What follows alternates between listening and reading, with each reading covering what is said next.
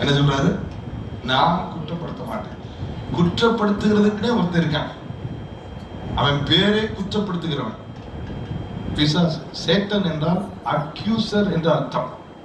சேட்டன்ற வார்த்தைக்கு அர்த்தம் மீனிங் என்னன்னு கேட்டா accuser, குற்றப்படுத்துகிறவன். The accuser of the brother. Jesus says, I will never step into his shoes. குற்றப்படுத்த ஒரு நாள் நான் முன் வர மாட்டேன். அவன் ஏதாவது ஒரு காரணம் கண்டுபிடிச்சுக்கிறோம். ஒரு காரணம் இல்லையா?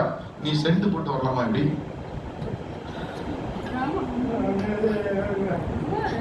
இது ஒரு காரணம் ஐயா. சென்ட் போடாம வந்தாலும் ஏன் ஒரே ஸ்மெல்லா இருக்குன்னு குற்றப்படுத்துறோம். சென்ட் போட்டு வந்தா நீ சென்ட் அடிச்சுட்டு வர குற்றப்படுத்துறோம். We find some reason to accuse. குமாரனின் சாயலுக்கு ஒப்பா இருக்கும்படி கர்த்தர் நம் ஒவ்வொருவரையும் முன் அறிந்து முன் குறித்திருக்கிறார். எத்தனை பேர் அல்லேலூயா சொல்லுவீங்க? ஆமென். அவருடைய பார்வை ஒரு அழகு பிரியமானவர். எதை அழகாக பார்க்க முடியும், அதை சரியாக பார்க்க முடியும் என்று நான் அதிகமாய் பார்த்து படித்த ஒரு வேதாகமும் என்னுடைய ஆவிக்குரிய தகப்பனார் தான், ஃபாதர் பர்க்மன்ஸ். அவனை நான் படித்த பல விஷயங்களில் ஒரு மிகச் சிறப்பான விஷயம், மிக சிறப்பான விஷயம், குறை பேசவே மாட்டார். நான் பல வித்தியாசமான நூதனமான பாதைகளில் சூழ்நிலைகளில் நான் போயிருக்கிறேன். அதில் 1-2 நான் உங்களோட பகிர்ந்து கொள்ள விரும்புகிறேன். நான் சமீபமாக கற்ற ஒரு பாடத்தை உங்களோட பகிர்ந்து கொள்ள விரும்புகிறேன்.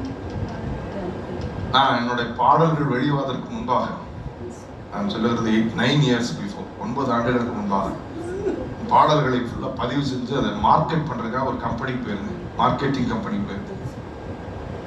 அந்த மார்க்கெட்டிங் கம்பெனியில் அவன் ஒரு டீல் பேசுகிறான். நான் வந்து உங்களுக்கு 3000 CD ஃப்ரீயாக கொடுத்துருவேன், நான் பாட்டெல்லாம் எழுதி கொடுத்துருங்க, கையெழுத்து போடுங்கன்னு கேட்குறேன்.